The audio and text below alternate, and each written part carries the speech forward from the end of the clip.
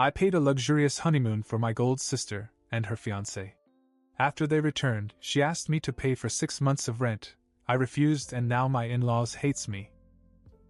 I should have known better. From the moment my sister Sophia announced her engagement to Kevin, there was this sinking feeling I couldn't shake. It wasn't that I didn't want her to be happy, I did. But Kevin? The guy is a walking stereotype of the golden boy, who never had to lift a finger in his life. His family treated him like a prince, and frankly, he acted like one. Still, when the wedding came around, I did my part as the supportive brother. I paid for the flowers, the catering, and even covered the extra cost of her wedding dress after she overspent. I chalked it up to sibling duty, especially since Sophia and I didn't have the kind of background where you could just ask mom and dad for help. Growing up in the system, we'd been through too much together for me to turn her down, even when she was pushing boundaries. 2 weeks after the wedding, Sophia calls me. She and Kevin, now officially Mr. and Mrs., were ecstatic. But then she dropped the bomb. We can't afford a honeymoon. I immediately felt the weight of where the conversation was going, but I stayed quiet and let her finish. She went on about how this was a once-in-a-lifetime thing and how they deserved to start their marriage off on the right foot. Then she hit me with, "You're the only one who can help us make this dream come true." Sophia had always been good at making me feel guilty. I hesitated for a moment, but then I gave in. I told myself it wasn't just about her, it was about making sure Kevin stepped up and showed he could support her in the long run. Besides, she was my sister. I'd stepped up for her when we were kids, so why stop now? After some research, I booked them a week at a 5-star resort in the Maldives. The works: ocean view villa, all-inclusive package, private excursions. The flights alone cost a small fortune, but I wanted her to have something she'd never forget. In the end, the trip cost me just under $9,000. It wasn't money I was comfortable throwing around, but I told myself it was worth it. She'd never get an opportunity like this on her own. The funny thing is, even as I hit confirm on the booking, I had this nagging voice in the back of my head saying, "This isn't the end of it." And as it turns out, I was absolutely right. When Sophia and Kevin returned from their honeymoon, I stopped by their house to hear all about it. I figured they'd be beaming with gratitude and raving about the trip of a lifetime. I mean, I'd pulled out all the stops: crystal clear waters, luxury spas, candlelit dinners on the beach. What more could they want? I knocked on their apartment door and Kevin answered, looking like he just rolled out of bed.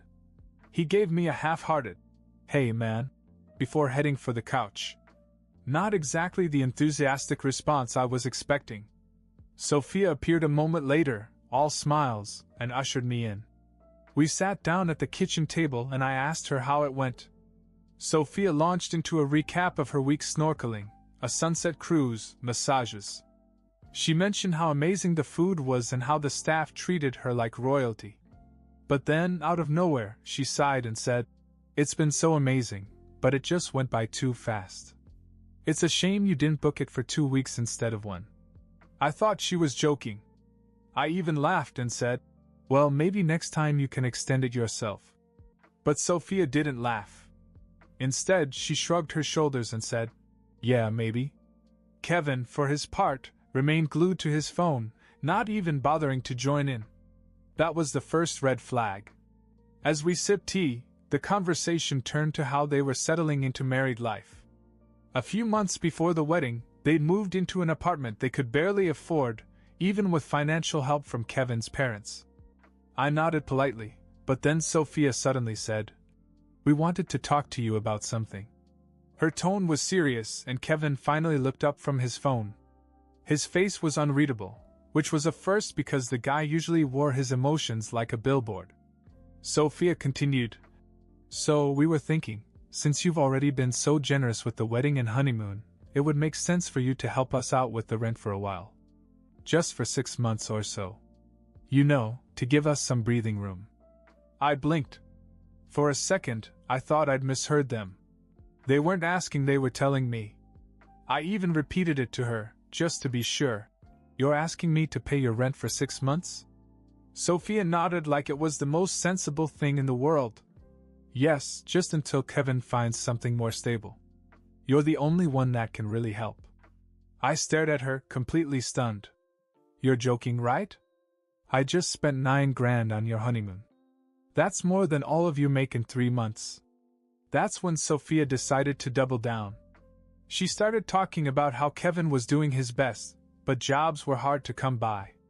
How her in-laws couldn't help because they were already stretched thin, and how I was in the best position to step up.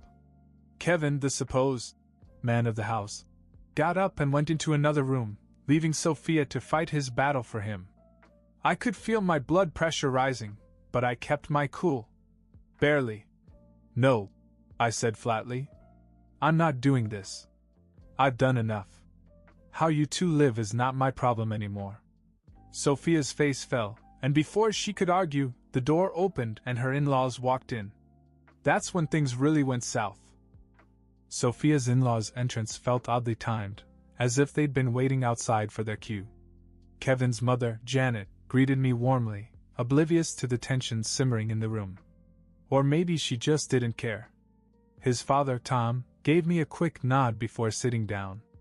I could tell by the look on their faces that they were there to talk. We exchanged the usual pleasantries, how are things, how's work, before Janet got down to business. So Sophia and Kevin mentioned that they talked to you about helping them with their rent, she said, smiling as if this was a routine discussion. I felt my jaw clench. Yes, they did. I told them I wouldn't do it. Janet's smile faltered for half a second, then recovered. Oh, I think you should reconsider, she said. You've been so generous already, and this would just be a little extra help to get her back on her feet. I couldn't believe what I was hearing. A little extra help? I just spent $9,000 on their honeymoon. That's not a drop in the bucket to me, Tom chimed in. Well, you're in a position to afford it. They're young, starting out, that's what family does. I laughed, but there was no humor in it. What family does? You're literally sitting here asking me to pay your son's rent while you're his parents. Janet bristled. We've done a lot for Kevin. But you don't have children of your own, so maybe you don't understand how hard it is for young couples these days. Oh, I understand just fine, I shot back. What I don't understand is why Kevin, a grown man, can't get a job that pays his rent. Sophia jumped in at this point, desperately trying to save the situation. It's not Kevin's fault. He's been looking for work, but it's just not the right time. And honestly, you've always been the one we could rely on. You have the means, and it's only for a few months. It was like I'd fallen into an alternate reality where everyone had lost their minds. You know what? No. I've done enough. I'm not your personal ATM. If Kevin needs help, he can get a job, any job. There's no shortage of places that are hiring. Hell, construction sites would love to have someone like him. The comment hit a nerve. Janet's tone changed instantly, from sweet to sharp. How dare you talk about my son that way? He's too smart for manual labor. And besides, you're her brother. It's your responsibility to help her when she needs it. I stood up. No, it's not. I'm her brother, not her parent, and certainly not her bank. If you're so concerned, why don't you pay her rent?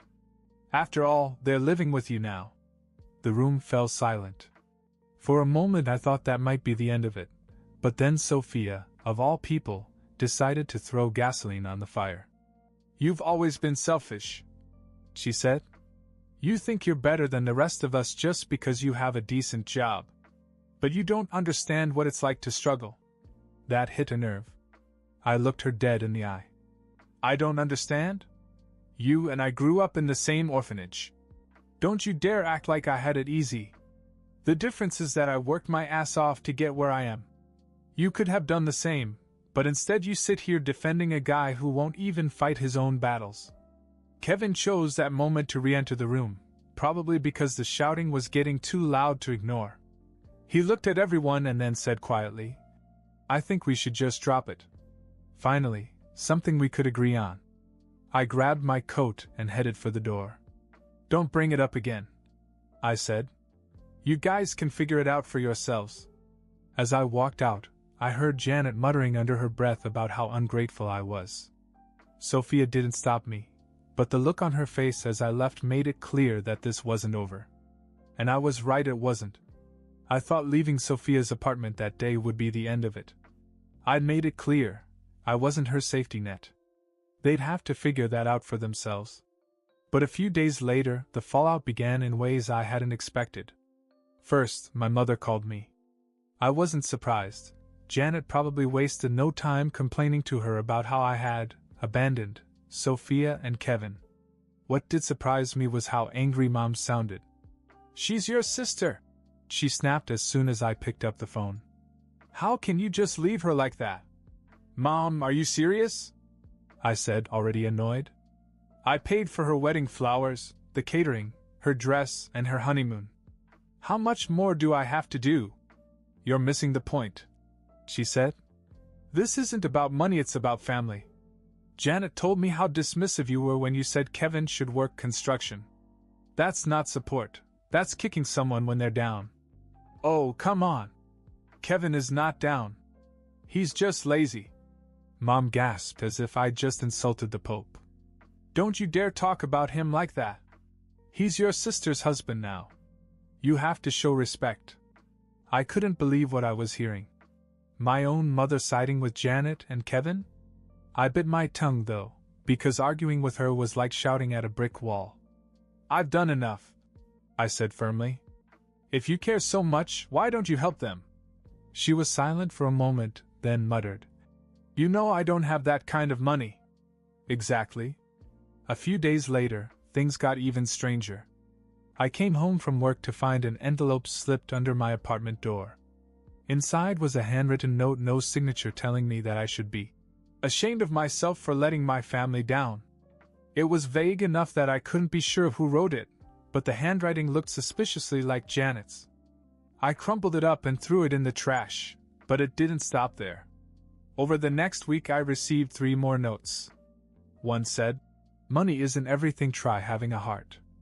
Another accused me of being jealous of Kevin because he had real family support. The last one simply said, "You will regret this." By this time, I was pissed.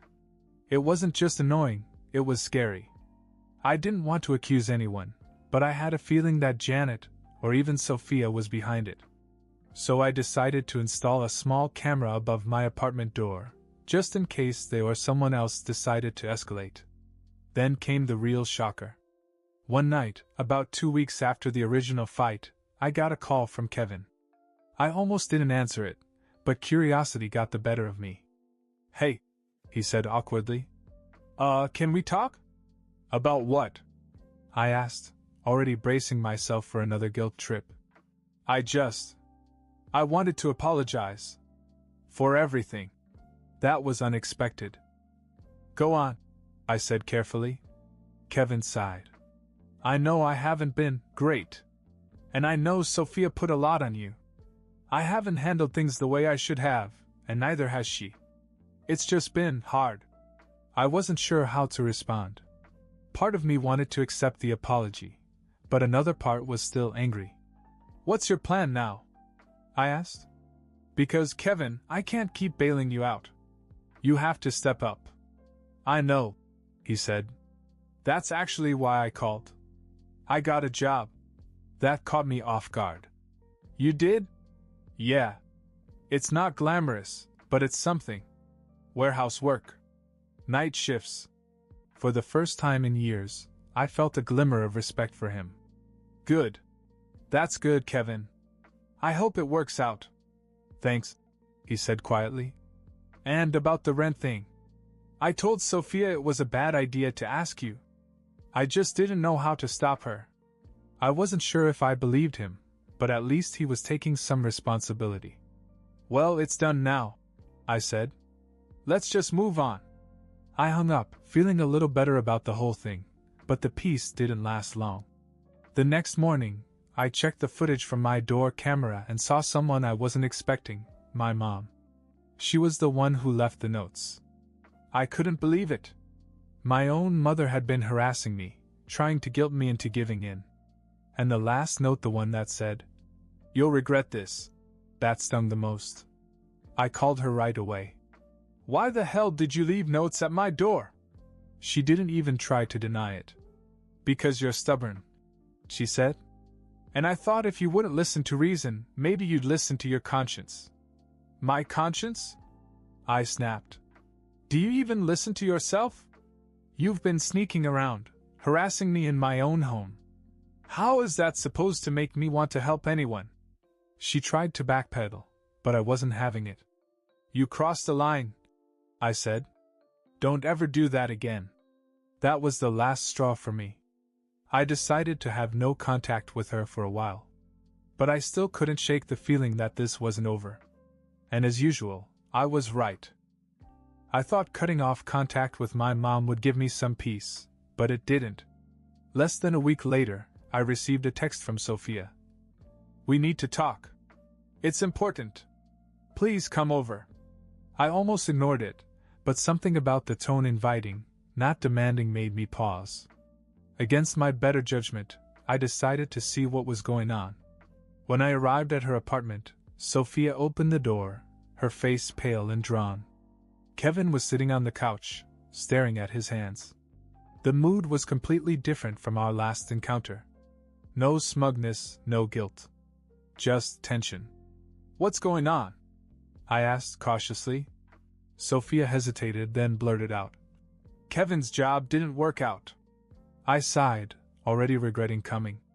"Okay, so? What does this have to do with me?" "It's not just that," she said quickly. "There's another problem." Then Kevin spoke, his voice barely above a whisper. "I owe money." That got my attention. "What kind of money?" He hesitated, glancing at Sophia, who looked like she wanted to crawl under the couch. Finally, he mumbled, "Credit card debt. And a personal loan. It's bad." "How bad?" I pressed. Sophia squirmed. 30 grand. I felt like I'd been punched in the gut. 30 grand? How the hell did you get that much? Kevin finally looked up at me, his face full of shame. "The wedding. And some other stuff. I thought I could handle it, but..." Sophia interrupted, her voice shaking. "The creditors keep calling. And now, someone came to the apartment." That stopped me cold. "What do you mean, someone?" Kevin looked miserable. "A guy. A big guy. Said if I didn't start paying, things would get ugly." I ran my hand over my face, trying to process this. "So you're telling me you're up to your eyeballs in debt, and now you've got loan sharks breathing down your neck?" Kevin nodded. Sophia looked like she was going to cry. "We didn't know who else to call," she said. I couldn't believe what I was hearing. "So what, you want me to bail you out too? Is that it?" "No," Kevin said quickly.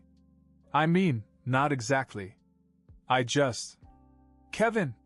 Sophia cut him off, her voice sharp. She turned to me, her face desperate. "We're not asking you to pay it off. We just need help dealing with them." "Deal with them? What am I supposed to do? Play middleman with a bunch of loan sharks?" Before they could answer, there was a loud knock on the door. We all froze. "Who is it?" Sophia called out, her voice shaking. No answer. Another knock, this one louder. Kevin stood up, his face pale. "It's him," he whispered. I couldn't believe it. "You've got to be kidding me," I muttered. Before anyone could stop me, I went to the door and yanked it open. Standing there was a guy who looked like he was moonlighting as a bouncer, a huge, bald, tattooed wall of muscle. He looked at me, clearly confused. "You're not Kevin," he said flatly. "Nope," I said. "But I'm the guy who's about to tell you to back off." The guy raised an eyebrow in amusement. "Is that so?" Behind me, I could hear Sophia whispering desperately. "What are you doing?" I ignored her. "Look, I don't know what Kevin owes you, but showing up here and intimidating people isn't going to get you paid any faster. So why don't you take a walk?" The guy smirked, then took a deliberate step forward, forcing me to step back. "I'm not here to argue, pal," I'm here for what I'm owed. Are you going to pay up, or should I start collecting in some other way? Before I could answer, Kevin suddenly blurted out. Wait. I'll figure it out. Just give me more time. The guy looked past me at Kevin, clearly unimpressed. That's what you said last time. The clock is ticking. I was about to say something else when the guy leaned closer and said in a low voice, You might want to stay out of this, buddy. Things could get messy. Then he turned and walked away. The moment the door closed, Sophia burst into tears. Kevin just sank back onto the couch, looking completely defeated. I stood there, furious. What the hell have you gotten yourself into? Kevin didn't answer, and Sophia just kept sobbing. I knew I should have left right then and there. After the loan shark left, I stayed for a few minutes, pacing their tiny apartment, while Sophia cried and Kevin sat like a statue.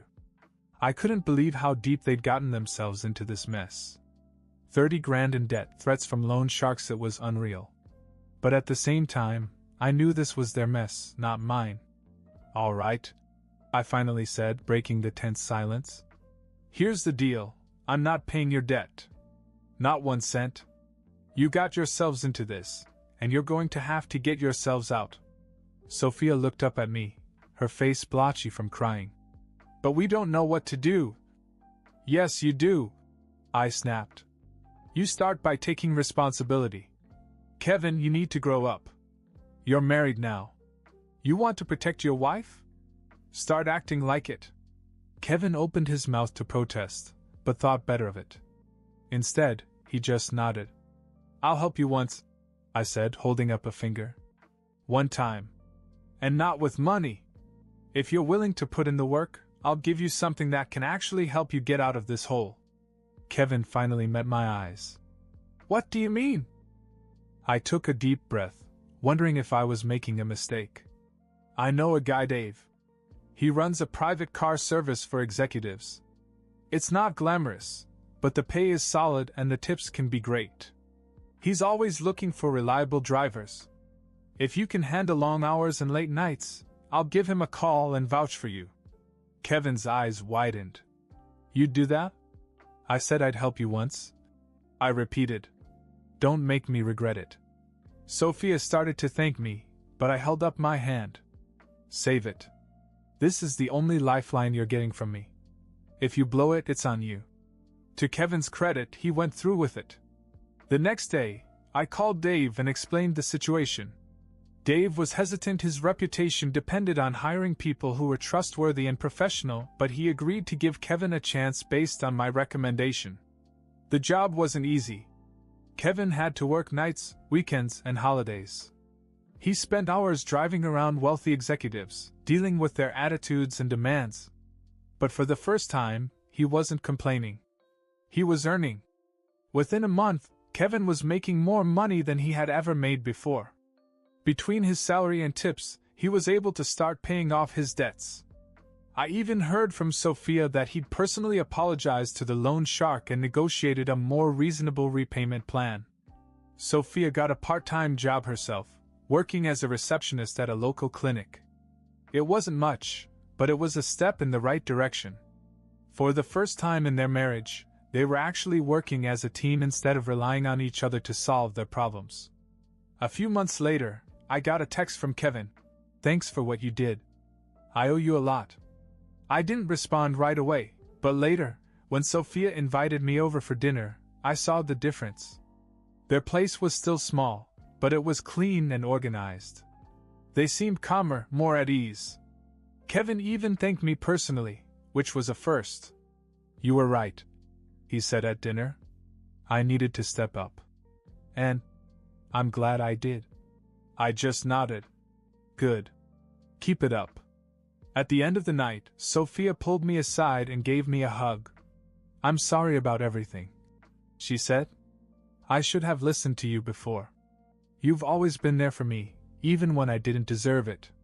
It wasn't an easy journey for her, and I wasn't going to pretend that all was forgiven overnight.